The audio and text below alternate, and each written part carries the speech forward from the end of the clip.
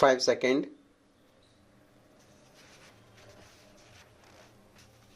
Start. The country's Science and Technology Minister Dr. Jitendra Singh, Principal Scientific Advisor to the Government of India, Ajay Kumar Sood, Nobel Prize winner Sir Andrew Gim, present among us all the scientists, innovators, people from academia, other dignitaries from India and abroad. Ladies and gentlemen, today's event is related to science, but first of all, I will talk about India's spectacular victory in cricket. The whole of India is very happy with the success of its cricket team. This is India's first Women's World Cup. I congratulate our women's cricket team. We are proud of you. Your success will inspire crores of young people across the country. Yesterday, India also hosted its flag in the world of science and technology. Yesterday, Indian scientists successfully launched India's heaviest communication satellite. I congratulate all the scientists associated with this mission and as well as to ISRO. Today is a significant day in the world of science and technology. In this time of the 21st century, there was a great need for experts from all over the world to come together to brainstorm on emerging science, technology, and innovation, and together they show the direction.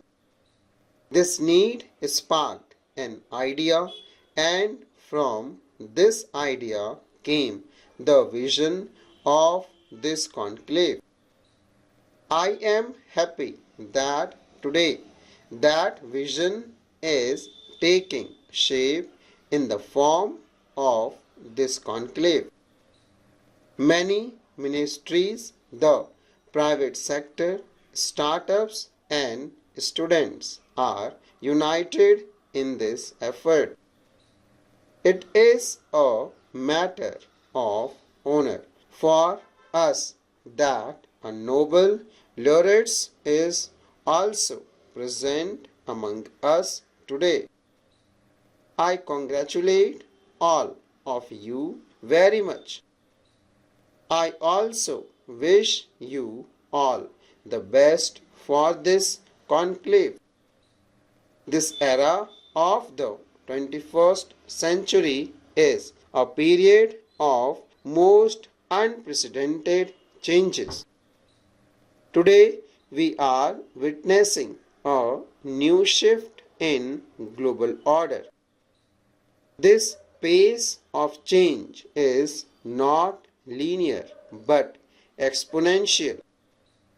With this thinking, today India is taking forward all these aspects related to emerging science, technology, and innovation and is continuously focusing on it.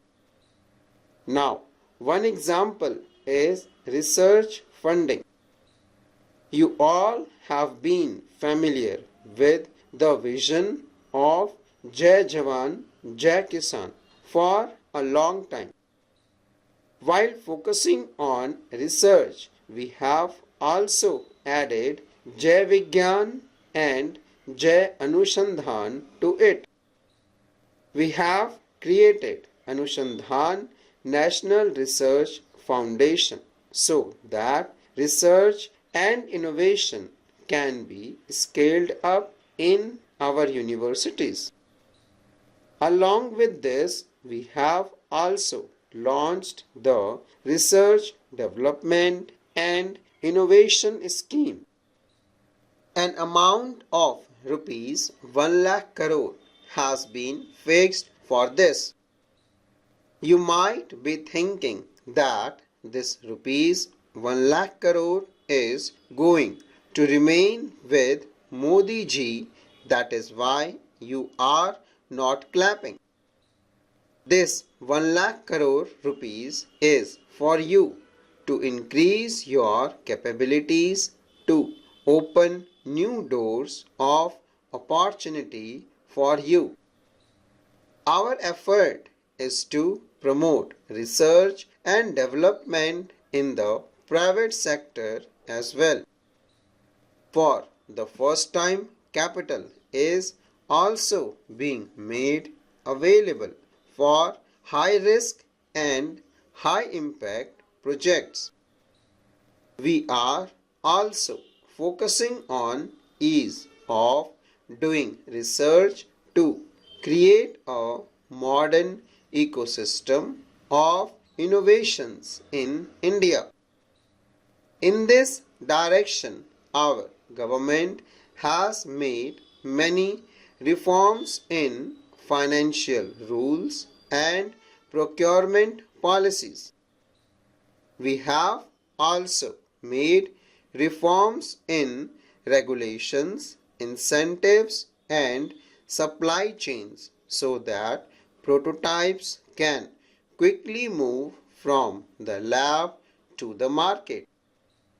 The impact of the policies and decisions made in the last few years to make India an innovation hub is now clearly visible. I would like to place some figures before you with great satisfaction. Although I am not a person who gets satisfied easily by nature, but this satisfaction of mine is in the context of the past. I still have a lot of satisfaction left in the context of the future. I have a long way to go. In the last decade, our R&D expenditure has doubled. The number of patents registered in India has increased 17 times. Even in startups, India has now become the third largest startup ecosystem in the world. Today, more than 6,000 of our deep tech startups are working in areas like clean energy, advanced materials. India's semiconductor sector has also taken off now. Talking about bioeconomy, it was worth $10 billion in 2014. Today, it has reached around $140 billion. Over the past few years, we have also moved into several sunrise domains. India has registered its promising presence in all these domains: green hydrogen, quantum computing, deep sea research, critical minerals. When science gets scale, when innovation becomes inclusive, and when technology brings transformation, then the foundation for big achievements becomes strong and ready. India's journey over the last 10 to 11 years is an example of this vision. India is no longer a consumer of technology but has become a pioneer of transformation through technology. During COVID, we developed indigenous vaccines in record time.